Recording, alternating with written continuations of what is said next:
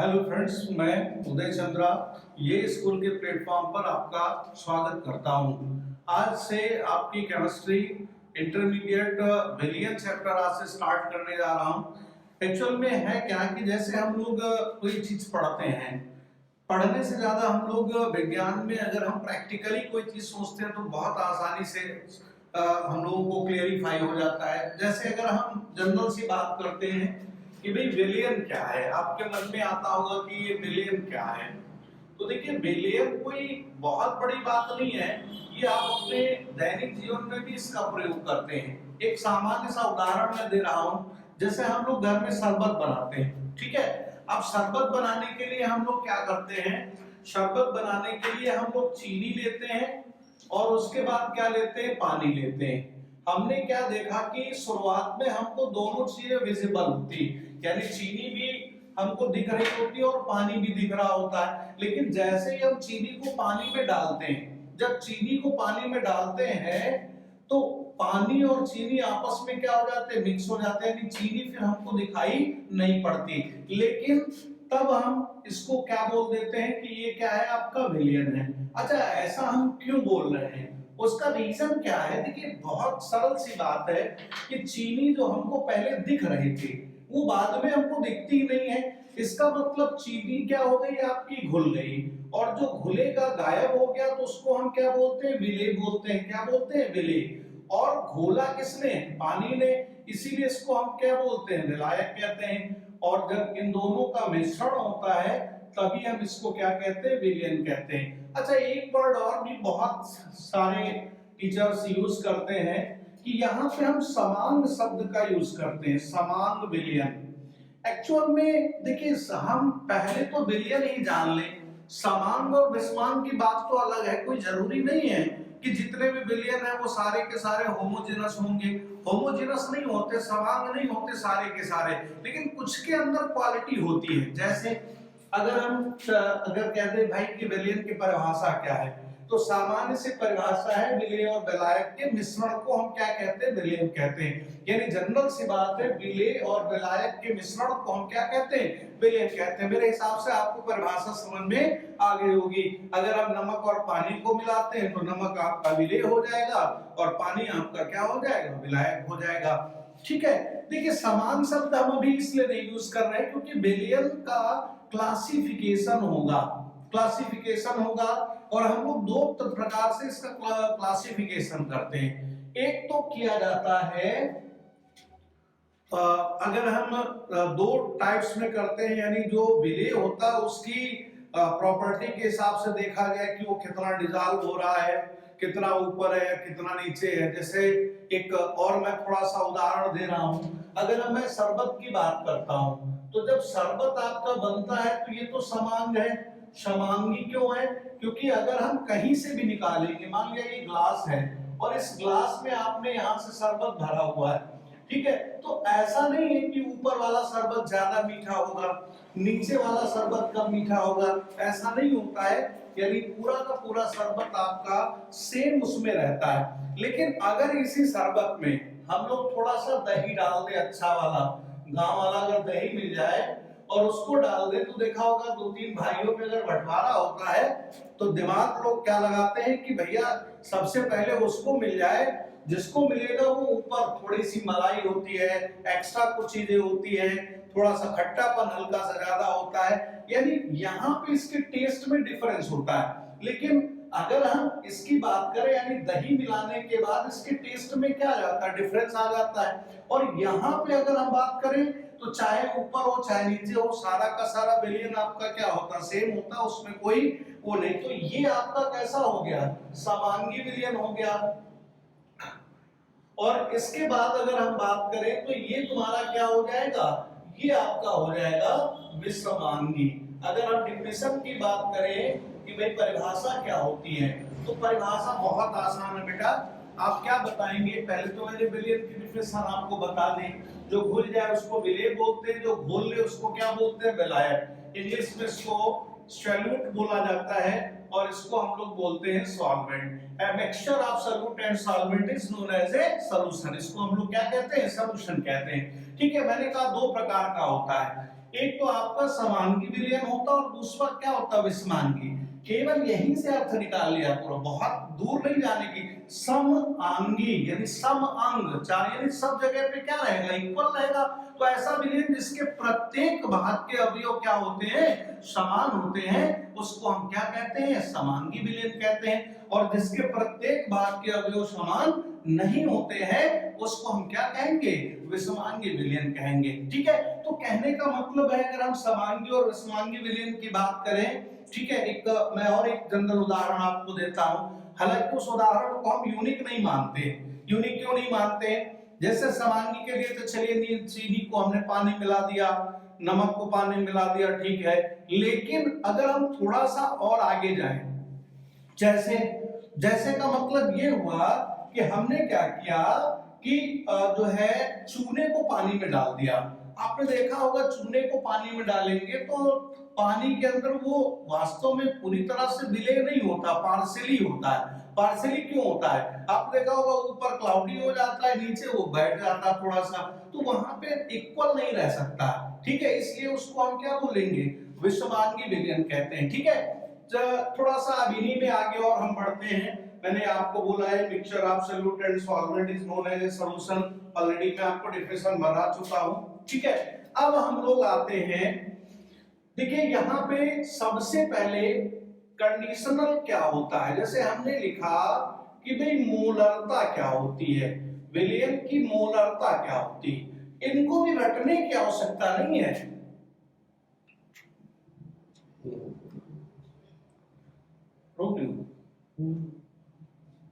हटा दूंगा, नहीं चालू करो, जगह चाहिए तो मिटा दो मिटा सही किसी डालेगा। हाँ इन दोनों डाल दिए, दोनों डालो, स्टार्ट है वो कट कर। देखिए बेटा, जैसे अगर आप कहते हैं कि भाई मोललता, मोललता, इन वर्डों में बड़ा चेंजमेंट होता है, लोग गड़बड़ करते हैं, इसको मोलैरिटी बोलते हैं, मोलैरिटी। देखिए मोलरता क्या होती है, डिफिनेशन कुछ भी याद नहीं करना आपको। ठीक है, मोलरता का मतलब होता है मोलों की संख्या बटे आयतन लीटर में। कुछ नहीं आपको करना है, केवल डिफिनेशन आपको वो आना चाहिए, विलेय के मोलों की संख्या, विलेय के मोलों की संख्या और बटे आपका हो जाएगा विलियन का आयतन लीटर में, विलियन का आयतन लीटर में। यानी कहने का मतलब क्या हुआ कि यहां से हम इजीली, अगर हमसे कोई कह दे कि भाई डिफिनेशन बताओ इसकी, तो देखो जब भी कभी जैसे फिजिक्स में आप पढ़ते वैसे ही केमिस्ट्री में होता है, तो जो चीजें आपकी बटे में होती है उनको हम लोग क्या करते हैं, एक अंक मान लेते हैं। और लीटर के लिए सबसे छोटा मात्रक क्या होता है, 1 लीटर। क्या होता है, 1 लीटर। तो 1 लीटर विलियन में घुले, विलेय के मोलों की संख्या को विलियन की मोललता कहते हैं। क्या कहते हैं, मोललता। यानी 1 लीटर विलियन में घुले विलेय के मोलों की संख्या को विलियन की मोललता कहते हैं। ठीक है, अब इसको थोड़ा सा और जस्टिफाई, यहाँ पे देखिए एक कॉमन वर्ड आया मोल। ठीक है, अब मोल हम कैसे निकालते हैं, तो यहाँ पे लिखेंगे पदार्थ का भार बटे पदार्थ का अणुभार, पदार्थ का भार बटे पदार्थ का अणुभार, और बटे आपका क्या हो जाएगा, आयतन लीटर में। आयतन काहे में, लीटर में। तो डिफिनेशन तो क्लियर हो गई, 1 लीटर विलियन में घुले विलेय के मोलों की संख्या को विलियन की मोलरता कहते हैं। ठीक है, और इसको हम लोग भार बटे अणुभार और बटे आयतन आपका क्या होता है, लीटर में होता है। ठीक, इसके बाद बेटा अगर हम इसकी यूनिट लिखना चाहें, अरे यूनिट लिखना तो बहुत आसान होता है, कुछ नहीं है, मेन चीज पकड़ लो, यहाँ पे क्या है, मोल है, और यहाँ पे क्या है, लीटर है। तो सीधी सी बात है, इसकी जो यूनिट हो जाएगी मोल प्रति लीटर। या इसको हम लोग अगर लीटर को ऊपर से लाते हैं, फिजिक्स में भी आपने पढ़ा होगा, तो ये हो जाएगा मोल इनटू लीटर इनवर्स 1, यानी मोललता आपकी समझ में आ गई होगी।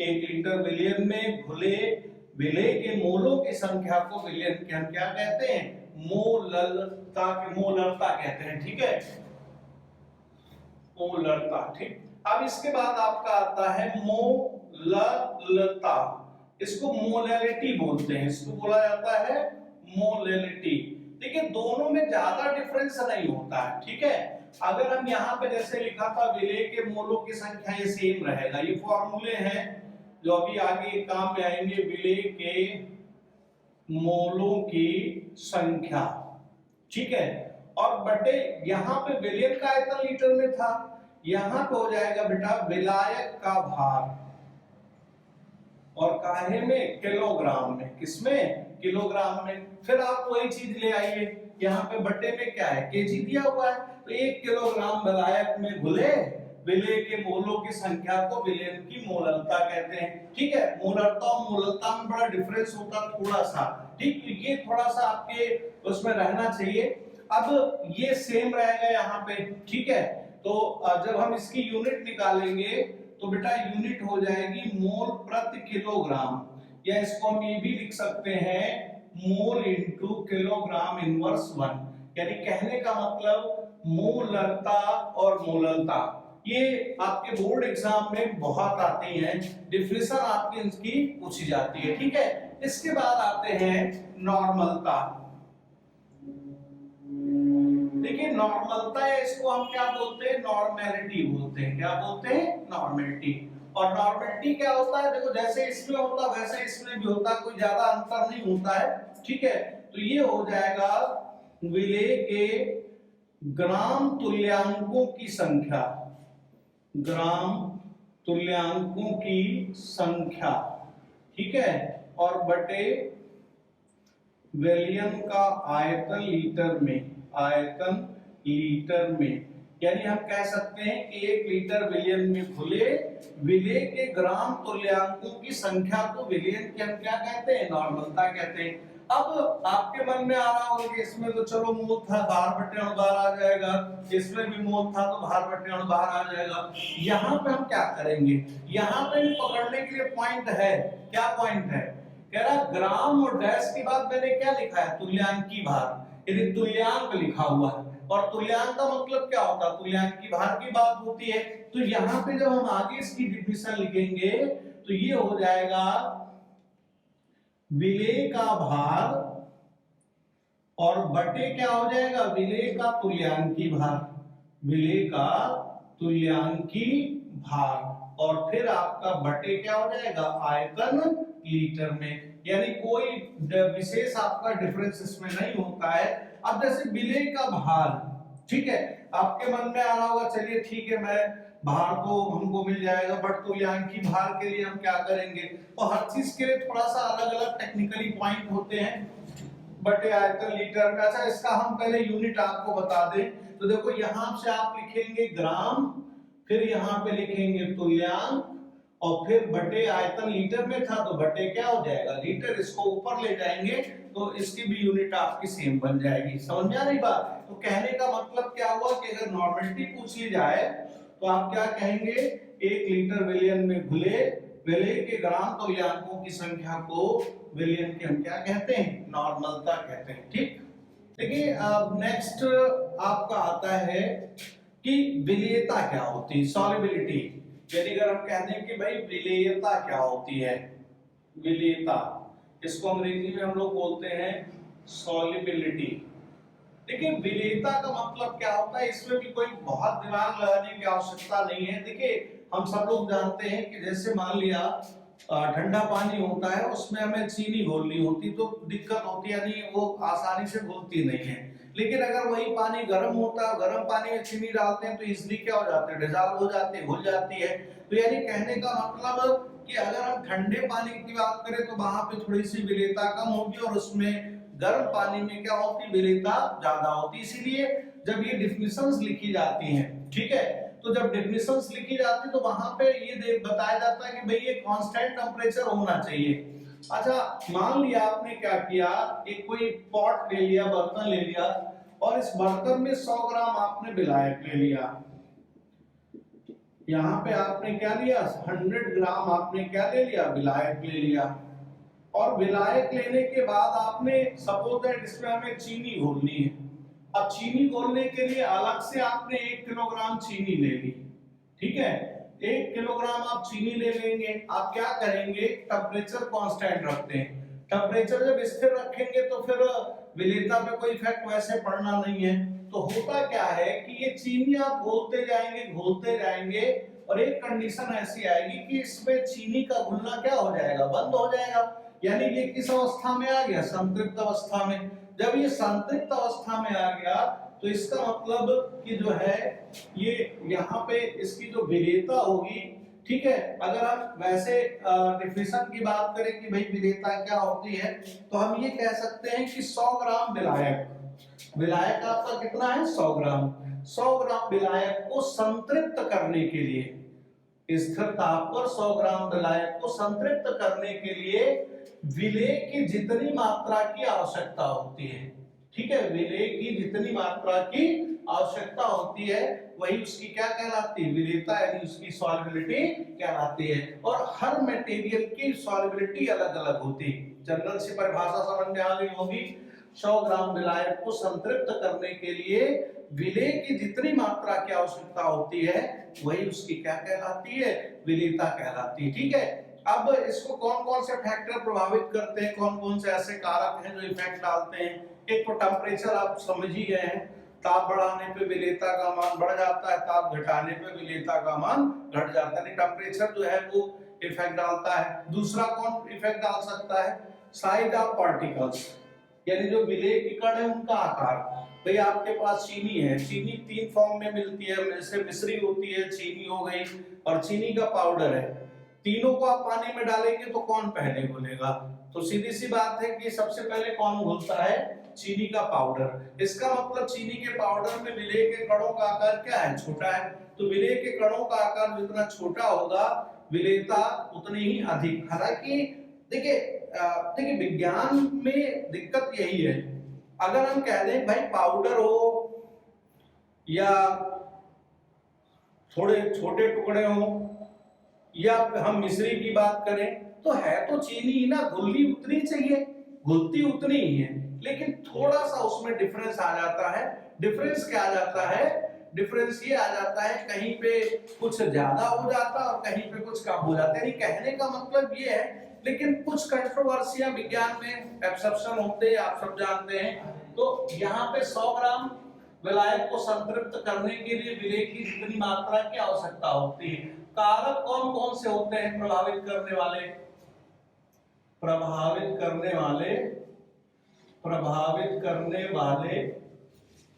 ठीक है, करने वाले कारक कौन कौन से कारक होते हैं। तो अभी मैंने आपको एक तो ताप बताया कि टेम्परेचर होता है, और ताप के विषय में बता दिया क्या करना है। ताप के बाद दूसरे नंबर पे कौन आता है, ताप के बाद आता है, मैंने बताया था, कणों का आकार। कणों का आकार, अब कणों का आकार विलेय का ही होगा, विलायक का नहीं होता है। और तीसरा जो कारण होता है वो विलायक की प्रकृति होती है। विलायक की प्रकृति ये जो है ये सबसे मेन फैक्टर होता है, ठीक है। आप नमक के टुकड़े को लेके और मिट्टी के तेल में घोलने का प्रयास करते रहेंगे तो वो तो घुलनी नहीं है। क्यों नहीं घुलनी है, क्योंकि जो नमक है वो एक वैद्युत संयोजक यौगिक होता है और मिट्टी का तेल जो होता है वो एक कार्बनिक विलायक होता है, तो ये दोनों आपस में घुलते नहीं है, ठीक है। तो विलायक भी आपके 2 प्रकार के होते हैं। एक आपका बेटा होता है ध्रुवीय, जैसे आपका वाटर हो गया, ये यूनिवर्सल सॉल्वेंट है, यूनिवर्सल सॉल्वेंट, यानी इससे बेटर सॉल्वेंट कोई है ही नहीं, ठीक है। उसके बाद दूसरा क्या होता है, अध्रुवीय।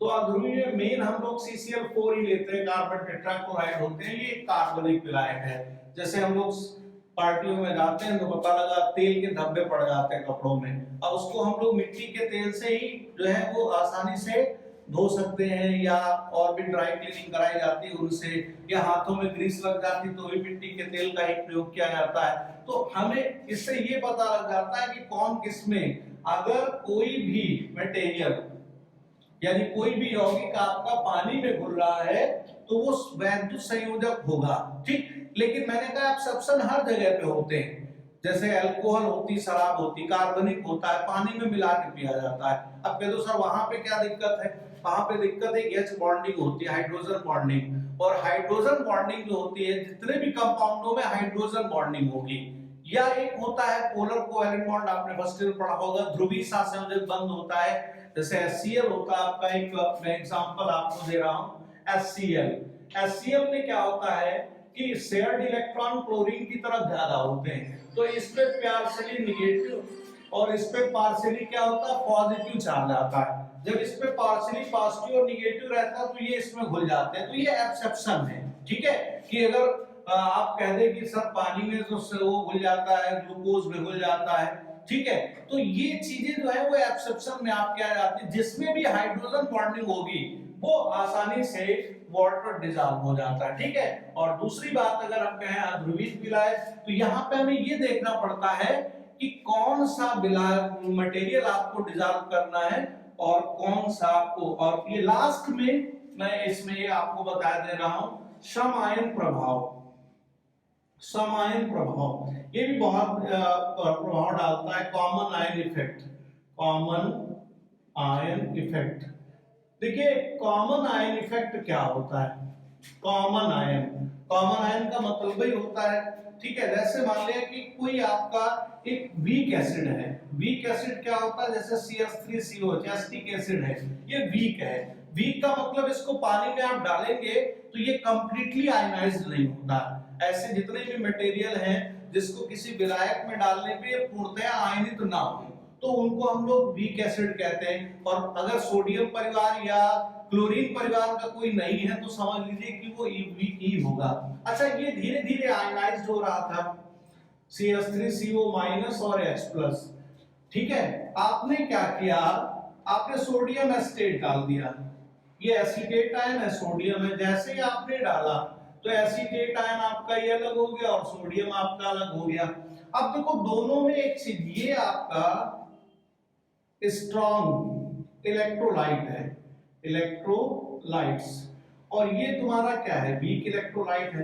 तो ये आसानी से थोड़ा बहुत टूट रहा था बेचारा, उसके बाद क्या हुआ, आपने स्ट्रॉन्ग डाल दिया तो जो स्ट्रॉन्ग होगा वो कंप्लीटली आयनाइज्ड हो जाएगा। जैसे कंप्लीटली आयनाइज्ड होगा तो ये आयन आपके क्या हो जाएंगे, सेम हो जाएंगे। सेम होने के कारण ये इसकी विलेयता को क्या कर देते हैं, कम कर देते हैं, यानी इसके ऊपर इफेक्ट डाल देते हैं। यानी अगर हम डिफिनेशन की बात करें तो समान आयनों की उपस्थिति में, ये दोनों समान आयन है, इनकी प्रेजेंस में, समान आयनों की उपस्थिति में किसी दुर्बल विद्युत अपघट्य के वियोजन या आयनन की मात्रा कम हो जाती है और इसी को हम क्या कहते हैं, समायन प्रभाव कहते हैं। और ये क्या करता है, विलेयता को प्रभावित करता है। तो ये मेन 4 कारण है, ताप है, कणों का आकार है, विलायक की प्रकृति और समायन प्रभाव है जो विलेयता को क्या करते हैं, प्रभावित करते हैं, ठीक।